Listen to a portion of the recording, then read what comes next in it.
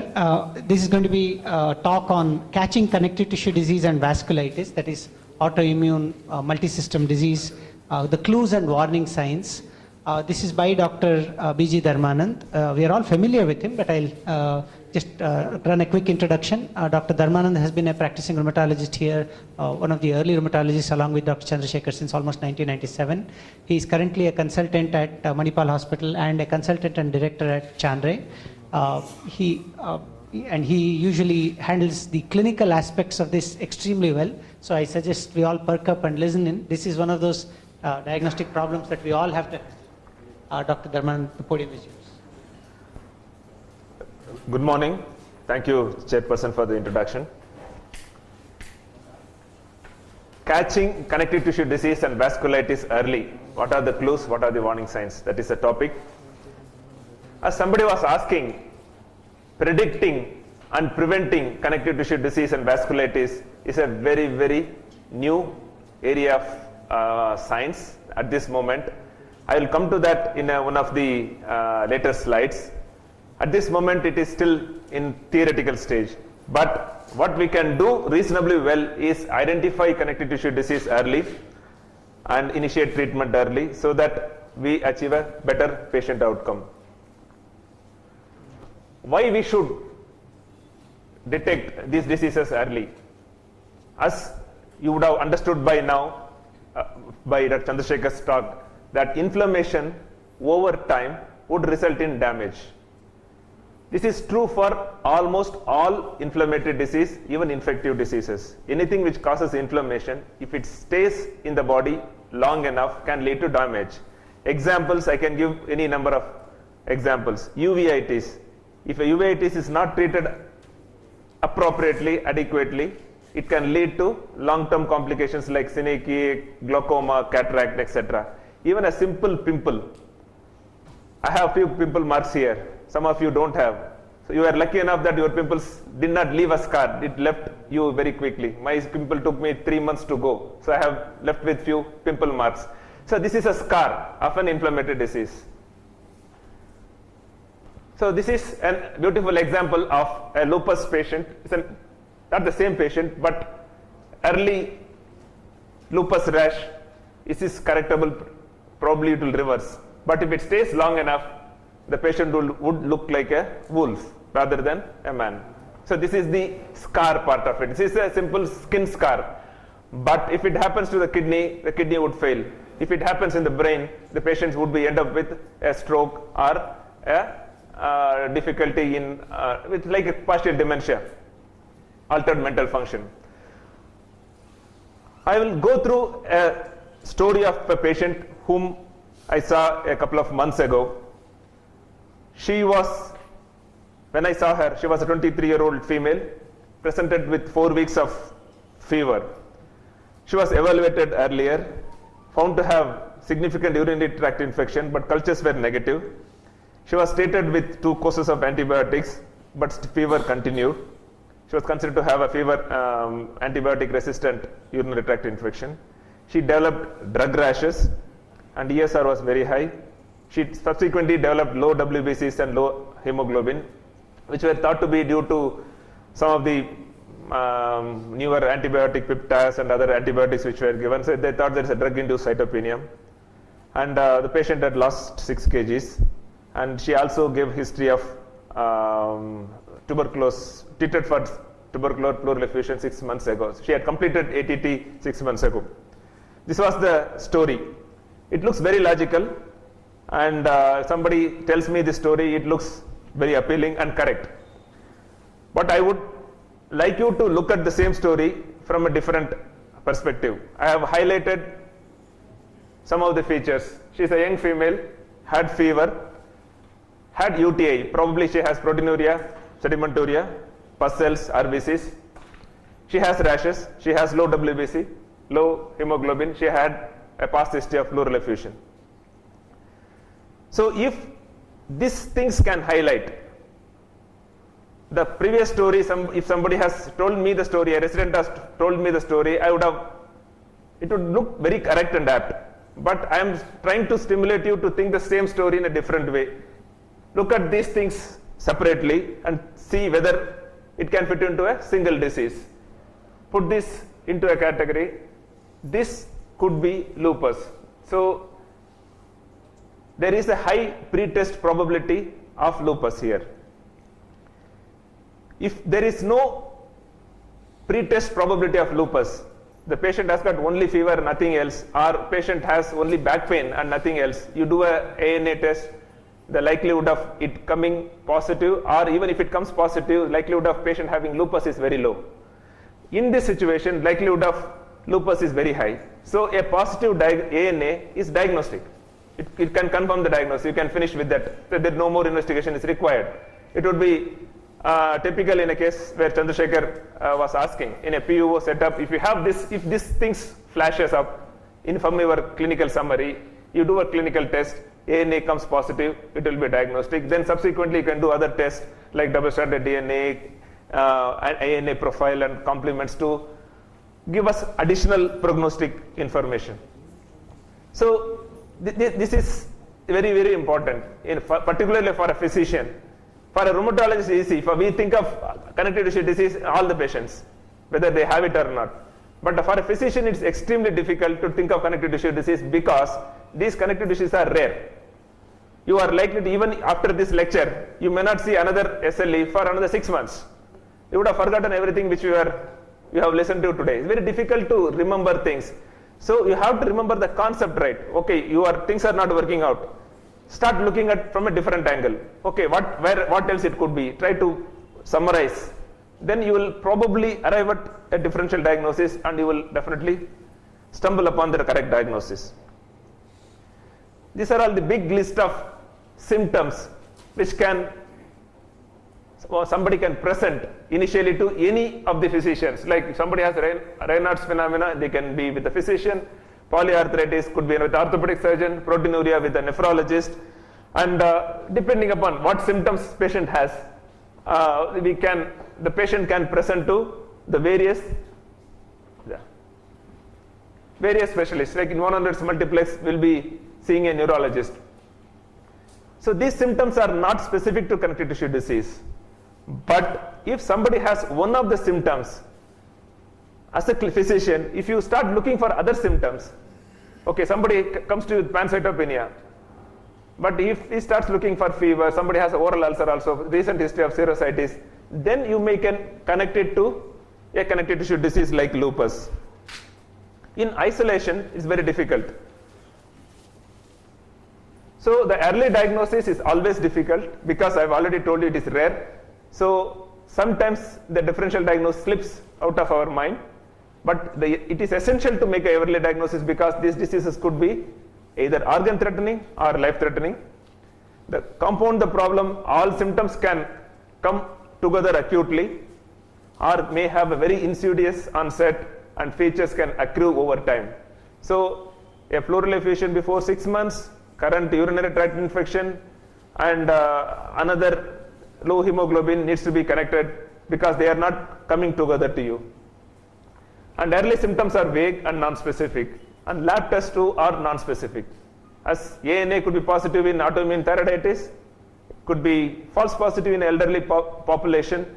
So there is, and all the tests which I have told you, like low WBCs, low platelets, proteinuria, are not specific to connective tissue disease. So that is the difficulty and beauty of these diseases.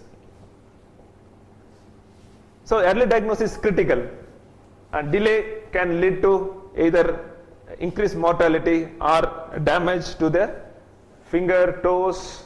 This is a permanent wrist drop, could be a renal failure, etc. So there are few clues when a patient comes to you with some symptoms when to suspect lupus. I will just list through some of the symptoms, particularly in a young woman, because lupus is a disease of young women. Even if they present with only polyarthritis, think lupus, fever of unknown origin. When they have more than one organ involvement, glomerulonephritis could be the initial presentation of lupus. Skin diseases compatible with lupus like malar rash, oral ulcers, significant hair fall, and many type of vasculitic rashes. Interstitial pneumonia, psychosis in a patient with no past history of mental health disease. We have picked up 2 or 3 lupus from psychiatric wards because she was admitted there with acute psychosis, but she also had a rash and something else which you could point towards lupus. Recurrent pregnancy loss, vascular thrombotic events, CNS manifestation like seizures, acute psychosis, loss of consciousness, pleural effusions, pericardial effusions. Some of the mothers of children born with congenital heart block, ITP, hemolytic anemia. ITP is idiopathic thrombocytopenic purpura, hemolytic anemia. These could be some of the first manifestations of lupus. Pancytopenia. So when some of these features occur in young women, think of lupus. So these are the kind of young women with these symptoms, whether it can be lupus. It may not be lupus, but if you think whether it could be lupus, you are likely to pick up. Sometimes it can occur in men too, so don't ignore these symptoms in men. Multi-system affliction can be there present at onset or accrue over time, as I have told you. Sometimes it may take even months together. So you may have to take a good past history and try to connect. Review of the charts and old record is very important. So you can connect seemingly disparate features which may not look connected. And if one feature is recognized, always look for other features of connective tissue disease in the same patient. So you need to have a kind of all doctors are detectives in a way. This is the way our mind works in any differential diagnosis, whether it is rheumatology or infection or any damn thing. We work like detectives. We recognize patterns. We may not recognize that. We don't put it in the paper and recognize, but in our mind, we try to connect this and try to come to a conclusion. So it is pattern recognition. So this pattern flashes, think lupus, think connective tissue disease, so that you can pick it up little earlier. What are the early signs of scleroderma? Scleroderma is a disease where patient usually seen in late stages with tight skin, tight fingers, Raynaud's phenomena with fingertip ulcers, etc. But in early stage, the Raynaud's phenomena could be the only sign and symptom which could last for months to years. But in the patients with Raynaud's phenomena, if you can observe some redness around the nail folds, if you have facility, you can look at with the nail fold capillaroscopy, which none of us have. But even the nail fold, if it looks abnormal and pinkish and red, and if they start developing some ulcers, like pitting scars in the digital tip, this could be the earliest sign of scleroderma, even when there is no evidence of skin thickening or facial thickening. And the skin tightening is usually preceded by diffuse puffy edema of the extremities and the face, and sometimes also preceded by hyperpigmentation. People suddenly becoming darker and the face looks puffy, may not be tight, puffy, hand looks puffy. Sometimes they get evaluation for nephrotic syndrome and thyroidism, hypothyroidism, etc. They look like kind of an early hypothyroid patients. These patients could have early scleroderma. So it is essential to remember these clinical features. Dermatomyositis is another connective tissue disease. Again, difficult to diagnose in early stage. Sometimes it is picked up through this puffy eyelid syndrome. Puffy eyelids, heliotropic rash. Somebody has typically puffy eyelids and looks weak, finds it difficult to get up from the chair. Think dermatomyositis. Photosensitivity could be one of the early manifestations of lupus and also dermatomyositis. Presence of interstitial lung disease and little bit of weakness, a few rashes, should think even in the absence of a frank muscle weakness, it could be dermatomyositis. Fatigue could be a reflection of muscle weakness and exhaustion. Patient may be still able to pull themselves from the chair, but they may be struggling. Sometimes we see the patient sitting and we don't see them getting up and walking. Sometimes simple that factor, the patient when you enter the room, patient might be already sitting in the room. And if we don't see them getting out and walk, sometimes we miss dermatomyositis. So proximal weakness is again all subtle clues to make a diagnosis of inflammatory muscle disease. And the last connective tissue disease I want to deal with is Sjogren syndrome. It is not uncommon in certain countries is supposed to be the most common connective tissue disease, more common than lupus. Some people say it is more common than even rheumatoid. The earliest clues could be gritty sensation in the eyes, foreign body sensation in the eyes, sticky eyes, poor dental hygiene, need to visit the dentist more often, and if you look at their teeth, the teeth would look like a cancer patients or patients who are undergoing radiotherapy. So it looks very destroyed, very destructive teeth could be an early clue for Sjogren syndrome, and difficulty in swallowing food, particularly the dry food.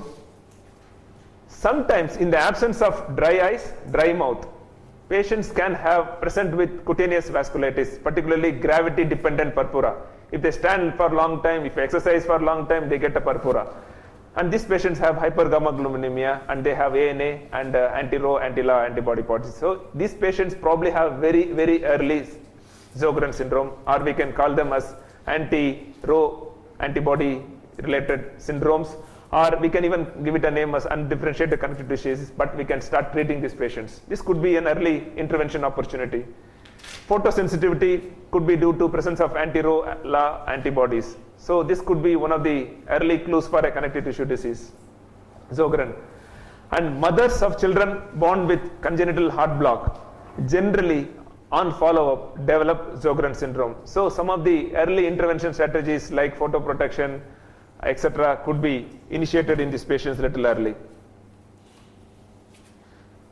And I will introduce you to the topic of UCTD, that is undifferentiated connective tissue disease.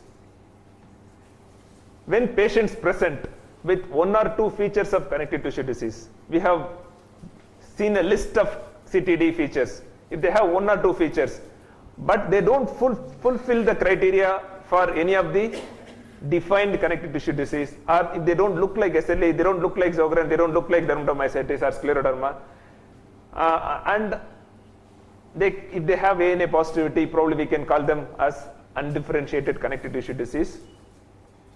Some of these patients evolve over time into more definite connective tissue disease, or some of them may even remit, and many of them remain undifferentiated.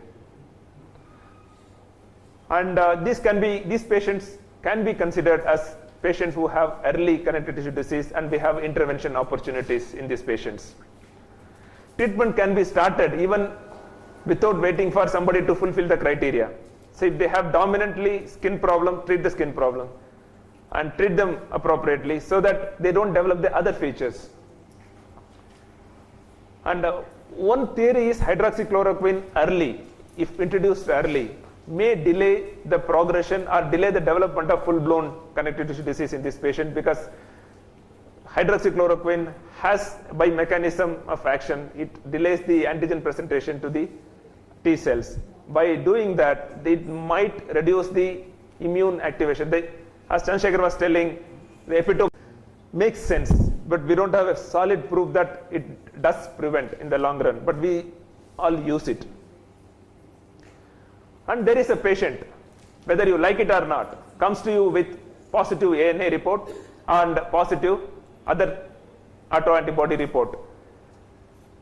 Ideally, we should not do autoantibody testing in a patient with low probability of connective tissue disease, because if we do it, most of the time we end up with a result in our paper, in our hand, which is very, very, very difficult to interpret. Because we don't know, patient looks all right, there is no major symptoms, has only back pain, has a positive ANA. We don't know how to react, we don't know what to do, how to investigate. So in the ideal situation, we don't want to investigate a patient with back pain or headache with ANA. But whether you like it or not, you will end up seeing patients with positive results. So if somebody has ANA positivity and no other connective tissue disease features as we have seen, and also if they don't have any other connective tissue disease related autoantibodies, probably we can ignore these reports. But the presence of other antibodies like anti-SSA or anti-Rho antibody, anti-La antibodies, anti-double stranded DNA antibody, or APLA antibody, antiphospholipid antibodies warrant close observation for the development of frank connective tissue disease, because these patients over time, how long we don't know, how over time, 2 years, 3 years down the line, might develop a frank connective tissue disease. And some of the mothers with anti-SSA antibody positivity, like I've already told you, neonatal lupus, mothers of children with neonatal lupus can be watched for Sjogren syndrome. So ANA positivity plus a connective tissue disease feature, we can consider a diagnosis of UCTD and probably give them at least hydroxychloroquine. Can we really prevent the progression to a frank connective tissue disease is a difficult question to answer. We don't know. But most of us would give them adequate vitamin D because there is some evidence to say that low vitamin D will predispose to evolution of undifferentiated CTD into a frank connective tissue disease, and that promotes epitope spreading and antigen, more and more antibody production. So we would give them vitamin D, probably we would advise them photoprotection, and some of us would prefer to give them hydroxychloroquine and hope that they don't develop a frank CTD. And these are all the features which are very similar to connective tissue disease, features suggestive of vasculitis, which are all very similar. The odd points will be mononeuritis multiplex, presence of sinusitis and upper airway inflammation, purpuric skin rash, vasculitic ulcers, digital gangrene, weight loss. All these things, particularly inflammatory blood picture, high ESR, high WBC, low hemoglobin and high platelet. This is a very typical feature of inflammatory blood picture which is common in systemic necrotizing vasculitis. These are all features, but again, they are they are not specific to vasculitis. So diagnostic difficulties are very similar to CTD, ambiguous clinical presentation, limited lab test, only one lab test called ANCA, which helps us to make a diagnosis of ANCA positive vasculitis, and many vasculitis ANCA is negative, and all other lab tests are very supportive but never diagnostic. And there is always a difficulty in obtaining a tissue biopsy because of inaccessibility of the organs and the patient's unwillingness to undergo sometimes invasive procedures. And all these criteria you see in the books are more useful in differentiating one vasculitis from the other vasculitis. And they are designed for that. They are not designed to be used in somebody with suspected vasculitis. So this criteria doesn't work well when you have a suspicion and try to put the clinical features into the criteria and see whether it fits in or not. So they are more useful in already confirmed vasculitis. You wanted to classify and put them into this name or that name. So think vasculitis. So this is the theme. So think vasculitis, think connective tissue disease when? Always when somebody comes to you with one vasculitis symptoms, always look at the company it keeps. If they have two vasculitic symptoms, one mononeuritis multiplex and one purpuric rash, they are more likely to have vasculitis.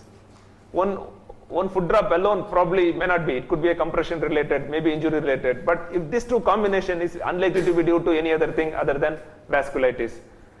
In the PUO setup, always think of vasculitis in the differential diagnosis. Look for vasculitis features in them.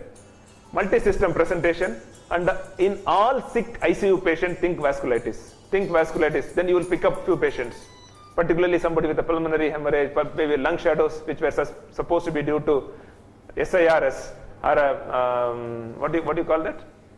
SIRS, common terminology? ARDS. So it could be due to pulmonary hemorrhage secondary to vasculitis. And common things are common, but always be ready for uncommon things. And when evaluation is hitting the wall, when you are starting thinking of a diagnosis, come to a conclusion. If somehow you are not getting at the diagnosis, think vasculitis. When there is diagnostic confusion, think vasculitis and look for vasculitic features. And when there are features which cannot be explained by your diagnosis, you have already made diagnosis of rheumatoid arthritis, but the patient has got a big vasculitic ulcer or a foot drop or a wrist drop. In an early rheumatoid vasculitis is a late feature. So this cannot be explained. So sometimes you get a rheumatoid factor positivity, a diagnosis is done. But rheumatoid, whether you have to think whether my rheumatoid arthritis diagnosis can explain this uveitis or this foot drop or this drop. If it cannot, you have to go further. And so that is where you have to start thinking of vasculitis. And also, you have made a diagnosis of, say, tuberculosis, starting them on ATT. 1 month down the line, patient is not getting better at all. Rather than thinking of refractory or drug-resistant tuberculosis, it could be true. But think vasculitis here. If you think vasculitis or connective tissue disease, you have got a good chance of picking it up. And there are few situations. Infection versus vasculitis is always difficult. In a sick patient, always work up for both, treat for both initially, and once your results come, you can stop the other treatment always. Thrombosis versus vasculitis. If you see somebody with gangrene, with organ-threatening ischemia, you don't know whether it is vasculitis or a Eppler syndrome or some other thrombotic event. Again, do the test for both and start treating for both. Give them anticoagulation, give them steroid. And once the diagnosis is clear, you can withdraw the other. So in conclusion, early diagnosis and prompt treatment could be life-saving, has the potential to reset the immune homeostasis. This is what Chandrasekhar is trying to tell you. If you intervene early, before the immune inflammation establishes itself or gets its roots deep into the soil, if we can control the disease, we can achieve immune homeostasis and probably arrest the disease at some point at a minimum disease activity level. Should automatically translate into better patient outcomes. And remember, always common things are common, but be ready for black swans, because we don't know when our so-called tuberculosis patient will turn out to be a Wegener's granulomatosis. A cavity is more likely to be tuberculosis, but a cavity which is not responding to ATT could be Wegener's granulomatosis. Always be ready for black swans. Think connective tissue disease, think vasculitis in your sick patients. Thank you very much for patient hearing.